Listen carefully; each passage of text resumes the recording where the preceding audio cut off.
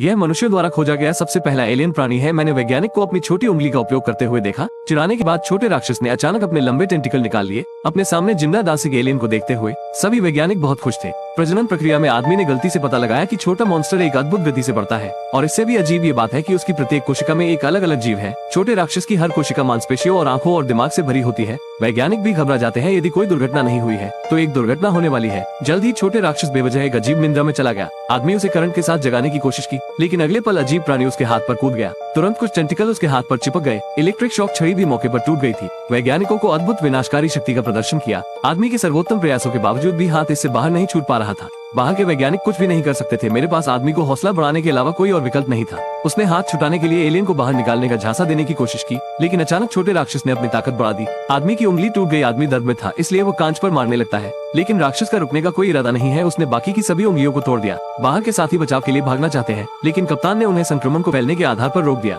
जब कुछ लोग अभी भी बहस कर रहे हैं तो छोटे राक्षस ने उस आदमी को छोड़ दिया है। वो धीरे धीरे अपना हाथ वापस ले लेता है। जाहिर है कि मोटी हथेली सड़ा हुआ मांस बन गई है, लेकिन ये तो शुरुआत थी। छोटे से दानव ने वास्तव में टूटी हुई इलेक्ट्रिक शॉक रॉड को उठाया। दस्ताने में आने के बाद उसने दस्ताने को एक बिजली के झटके के साथ मौके पर पंचर कर दिया। अचानक छोटे राक्षस को कुछ गंध आने लगी। वो अपने शिकार के लिए सीधे प्रयोग वाले चूहे को पकड़ लेता है। थोड़े समय के बाद उसके टेंटिकल ने चूहे को जकड़ लिया। बस कुछ सेकंड बाद छोटे एलियन ने सफेद चूहे को चूस लिया। ये देखकर बाहर के वैज्ञानिकों ने आदमी को बचाने के लिए दौड़ लगाई। जब उन्होंने आदमी को बाहर धकेल दिया, एलियन जीव ने असामान्यता को देख लिया। वो तुरंत एक आदमी के पैर के चारों ओर लिप गया। असहाय साथियों ने अभी चूहे को खाते देख मजबूरी में हैच को बंद करना पड़ा। लिटिल मॉन्स्टर अब तक बहुत बड़ा हो गया था, लेकिन इससे भी ज्यादा भयानक बात यह है कि वो अभी भी रुकने वाला नहीं था।